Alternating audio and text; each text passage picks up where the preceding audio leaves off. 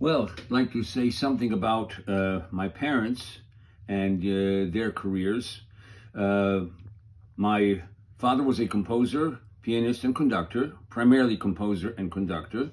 My mother was a very well known opera singer. Uh, my father studied in Berlin in the early 1920s. He had very eminent teachers. Among his piano teachers were Egon Petri and Arthur Schnabel, who was recognized as the foremost Beethoven pianist of the time, and also studied compositions with Ferruccio Busoni, another great composer and also one of the foremost pianists of his time. But he studied composition with him because Busoni wasn't teaching piano at that time. Uh, my mother, as I said, was a very well-known opera singer, went by her maiden name, Maria Sokol, and my parents met when both were giving their debut performances. It was, I believe, in 1927 in the city of Kharkiv in eastern Ukraine at the Opera House there. Both were making their debuts there. Later on, they moved to the opera in Kiev, the capital, and then later in Lviv, which is a major city in western Ukraine. My father was from western Ukraine. My mother was from the eastern part. So at that time, there was a border between the two because western Ukraine, after World War One, went under Poland, while the eastern part was part of the Soviet Union. So there was a border at that time. So when my father came to conduct in Kiev, for instance, he was being invited as a, quote, foreigner, as a guest that time. Well, they toured together in a number of countries in Europe, and eventually, in 1937, they came to the US and Canada for their first tour through the Ukrainian communities. And then they came again in 1938. Well, things were very unsettled already in Europe at that time. The relatives were saying, well, wait and see how things develop. Don't hurry to come back and so on. And as things ended up, they had to remain in America and could not go back. They missed what turned out to be the last sailing of the original Queen Mary back to Europe before World War II started. So they were dislocated and they had to start a new life. So they settled in New York City first, and that's where I was born, as I had mentioned earlier. They continued their musical activities as much as they could, but eventually, like all dislocated people, they had to find a way to earn a living and get more settled. So they were advised that one thing to look into, a good thing to look into at that time, was to buy a chicken farm in New Jersey. The chicken business was doing very well in the 1940s, and I mean, here they are, professional musicians, and the talk is to get a chicken farm. They'd never done anything like that, but they did get the farm, 10-acre farm. It was 1943 that they, around that time, when they got it. I think it was about 4 months old when I was there. And so we had the farm there. I remember helping out with that. We only sold eggs, but you had to feed them in the morning. You put what was called mash, in the morning. You put grain in the afternoon. You had to give oyster shell, because that was something which would harden the egg shells. And you have to collect them. Of course, chickens are pretty dirty birds in many ways, and you're walking around these coops, squishing into all sorts of stuff with your feet. And I remember doing that. I remember helping out, and they kept going. It was a hard life, but they had to do it at that time. But they also started a music school there at that time, a private music school. It was called the Ocean County School of Music. And then was my father connected with the Ukrainian community in Philadelphia, which was the closest large city, about 50 miles to the west of Tom's River. And eventually he conducted a mixed choir there. He taught in a couple of schools there. And so they did musical activities as well as having to work on the farm. My mother still was active as an opera singer in those years, 1940s, right into the early 50s. I think her last performance publicly was in the mid-1950s in Philadelphia. I remember that. Well, with this music school, we had 5 pianos there. We had 4 of them were Steinways. I have 3 of them here in our home now. And of course, my father had various pupils. which of course taught privately. There was a lady who also came to teach violin, and my mother taught a few voice students as well. Well, I apparently showed at a very young age that something was pulling me to the piano. Apparently, I would sit under the piano, listen to my father give piano lessons, and they also saw that I had perfect pitch, because I could imitate things. So this album must have been 2-3 years old, when all this showed up. So my father then decided that I needed to start having piano lessons. So he started me off, but only for a very, very short period of time. But later he realized that I needed other teachers. So I started then going to Philadelphia for music lessons. I took violin lessons also. That became kind of my second instrument. I was never professional, and I never got to any kind of level that you would call professional. But I would say it's a kind of a lower middle level, maybe. So I took violin lessons as well. I and my brother Dorian, who, as mentioned before, was a cellist that time, also took lessons. And we were excused from school to go once a week to Philadelphia, 50 miles, for our lessons. It was so nice that the administration of the school realized that this is something very important for us. So as a family, we drove to Philadelphia, and this went on for years, right up until the time when finally, I went to Juilliard. But that came later on. So I remember I went first to the Settlement Music School, then I was at a musical academy in Philadelphia, and then at the Conservatory of Music. In the meantime, my father had his activities. He had rehearsals with that choir and so on. I remember riding the streetcars that were around in Philadelphia, from, let's say, the conservatory to an area a little bit further north in Philadelphia where the Ukrainian community was centered, and it's there that he had rehearsals. I remember that as a weekly thing, every time that I had finished with my lessons there. Going back a little bit, I gave my first, or let's put it this way, I played for the first time in one of my father's student recitals. This was still at the time when I was when he was still teaching me, and I can show you the program actually that I was in. Or here it is. Give me a second. It's if you can see it very close up here. This was a student concert on June 15th, 1947. And you can see that I'm playing 3 pieces there. Pleyel Menuet, was it Bergmüller, what was that? Bergmüller, what was that piece? Arabesque, and Gurlitt's The Fair. I don't remember those pieces now at all, but these are my very first pieces that I played in one of my father's student recitals. And of course, there were several thereafter. June 15th, 1947. Okay. When I was 7 years old, and on May 14th, 1950, I gave actually my first full recital, which was in our home, in our living room. I still remember about 50 people there. I even remember one woman by name. She was sitting kind of behind me to the right, a family friend, And this is the program that I played there.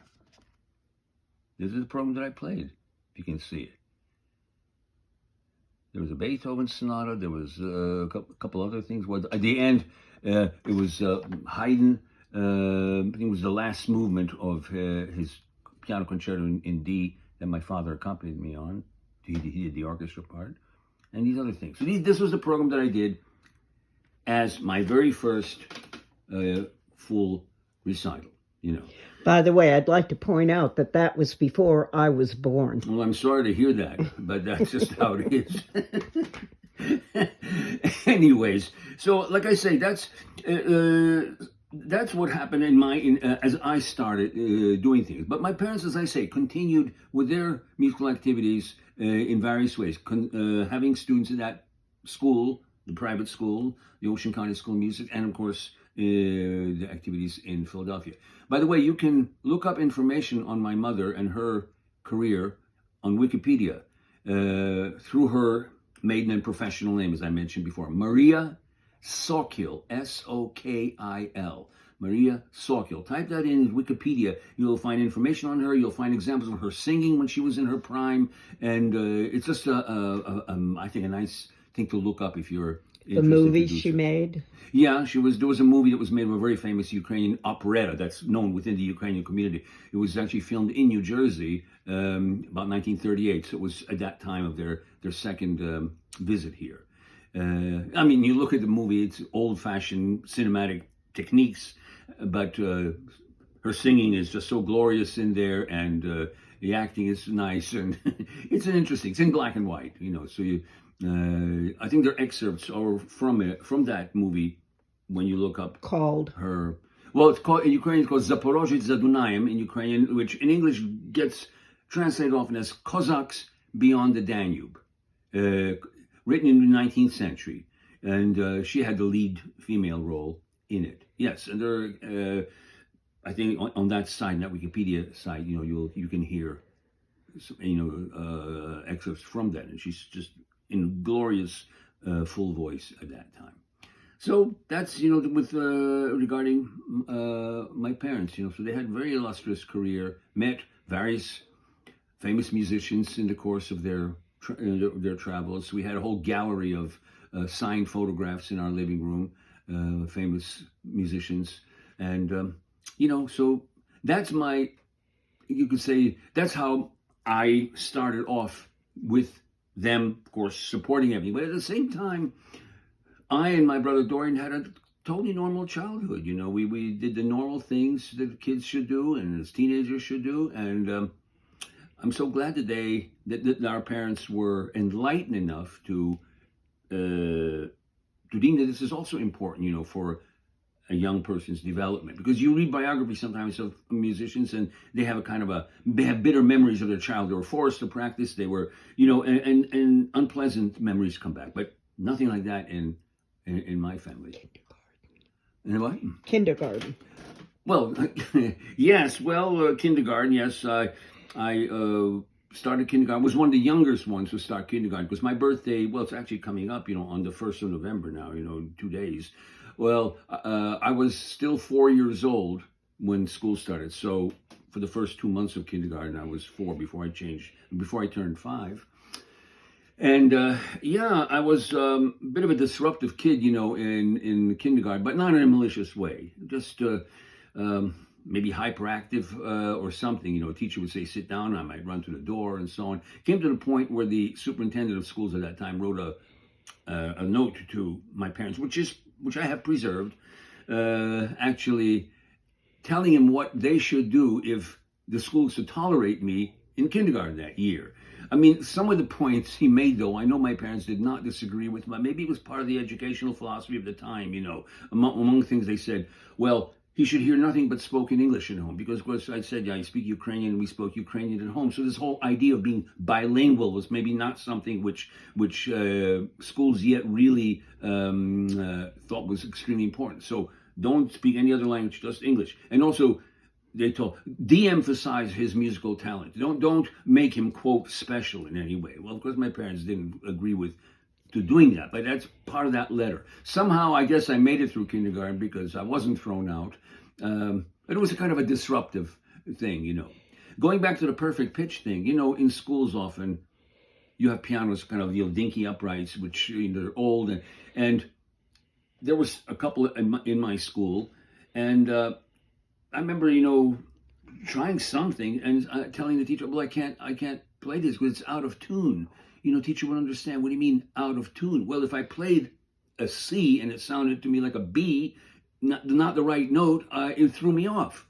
But that's what happens when you have perfect pitch. So, but someone who doesn't have perfect pitch doesn't fully understand that. So I remember that occurred a couple of times, and I couldn't really play something because I would get all confused. The sound wasn't what it was supposed to be. But perfect pitch is something you're born with. It's when you go to a music school and you study theory, as all music students do. Part of that is ear training. You try to develop a good relative pitch. There's a way of training the ear, but that's a little different. Perfect pitch is like you instantly say what it is. So if someone whistles something or sings out something or something drops and I can hear a note in it. I'll say, "Oh, that's a G," And if they don't believe me, I'll just play that note on the piano and say, "See, it matches, doesn't it?" So, I'm the only one in the family who had perfect pitch, and it's not a requirement to be a good musician, but it certainly does help. But the drawback is that if you really play an instrument that's really out of tune, it will throw you off. I think I've developed over the years certain tolerance towards instruments that are a little bit flat, because there are many instruments that are a little bit off, as long as it's not too much. So it was nice to. I've had that foundation from my parents, and I know my brother would say the same thing, but they had a very illustrious career themselves, and yeah, so that's my background so far as my parents go, and the start of my own musical activity. And Dorian? yeah, and as I said, my brother Dorian was a cellist. He had the same sort of foundation and support, and he had his lessons. Well, as I said earlier, we were both excused from school to go to Philadelphia for music lessons. And Juilliard and all that came a little bit later, but I'll talk about that at another time separately. My Juilliard years. So that's I think that's it for now. Prep school, Juilliard. Well, yeah, but I don't want to lead into that. That'll be Okay. part of when I start talking more about Juilliard itself. Okay. Yeah. So there we are. So a little bit of information about Now your dad's and my parents. Your dad's compositions and his background. Yeah. Well, as I say, my father studied in Berlin in the 1920s. I mentioned that earlier with some very, very eminent teachers. And he was a very good pianist, but he was not a solo pianist as the years went by. He accompanied my mother, but he primarily was interested in composition and conducting, which is what he did as the years went by. As I said, in the opera houses of Kharkiv, Kiev, Lviv in Western Ukraine, later conducting the mixed choir in Philadelphia. That was what he did most. He was a very good pianist. Because I heard him as he was composing and with some of his own things, working them out, but he was not a solo pianist. At least that was not the direction that he was interested in. Who did he study with? Well, I meant, his piano teachers in Berlin included Egon Petri and Arthur Schnabel. Arthur Schnabel, I mentioned earlier, was considered to be the foremost Beethoven specialist, as a pianist. And Ferruccio Busoni, who was one of the great pianists of the turn of the century period and a fine composer himself. These were his teachers in Berlin. So they're very eminent people, very eminent people. Later on, regarding Egon Petri, who was actually Busoni's most famous or eminent product as a pianist, Dutch pianist, Egon Petri. I had a chance to be part of a master class that he conducted when he was already in this country, in the U.S. This was in Oakland, California, at Mills College. And we drove out from Toms River. That was our first cross-country trip. We drove all the way out. That was, of course, before the interstate highways were built. It took 7 days for us to get to California. We didn't really hurry, in a sense. And I was the youngest member of the master class. I was only 14 years old then, but it was also my father's first reunion with his former professor at that time. At the same time, Dorian also attended a master class, a cello master class, with a lady who was doing it at the same time at Mills College. And so I remember that trip and that time in California very pleasantly. Yeah, so, but that was one of my father's former teachers, Egon Petri. So, anyways, you're pointing at something here. What style of composition did your father have? Well, in his early years, of course, it was a kind of a conservative 20th century style, if I can put it in a very broad sense. It was music that was tonal, but it used kind of free dissonance, but not dissonance to be dissonant in itself. A kind of a free dissonant, which was a kind of a style which was called at that time more neoclassic. That was his early style. He got more conservative as time went on, and he utilized Ukrainian folk materials, folk melodies, and so on in a good part, many parts of his compositions. He wrote quite a bit. He wrote a couple operas, song cycles, chamber music, piano music, symphonic works.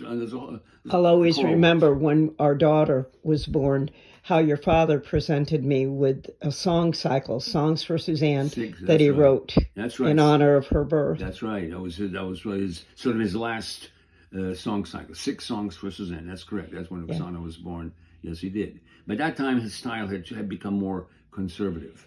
Um, yeah, but his earlier style, had kind of free dissonance, and so I would say through the works of 1930s, maybe around 1940s, those works began to get more conservative.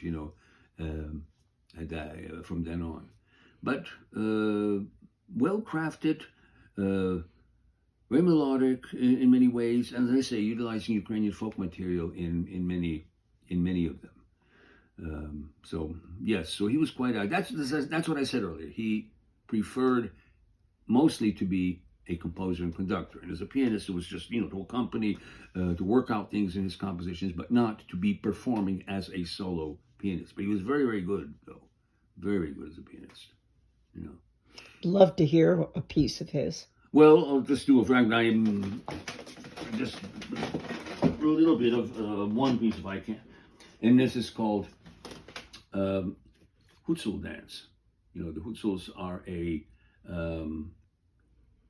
people are a mountain people that live in a certain part of the Carpathian Mountains, and they're known throughout Ukraine really for their costumes, colorful costumes, dances, wood inlay work, and so on.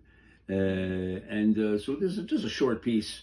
I'll play maybe a little part of it because I haven't been playing it for a little while, but it's based on some melodies. But that's what this is. Yeah.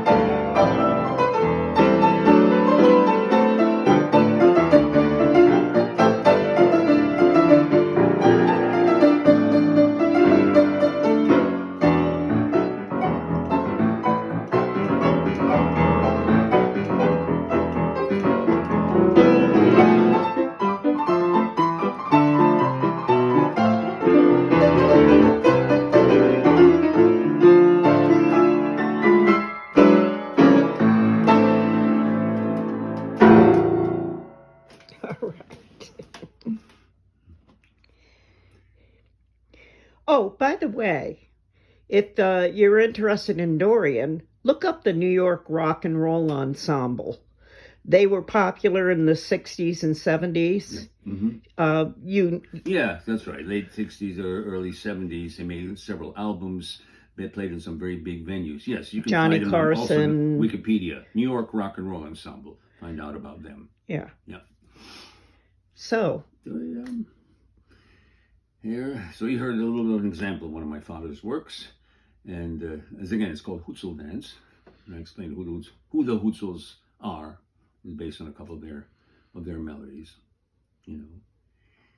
So, we'll have some other segment coming up soon on something else, and there we are. all right then.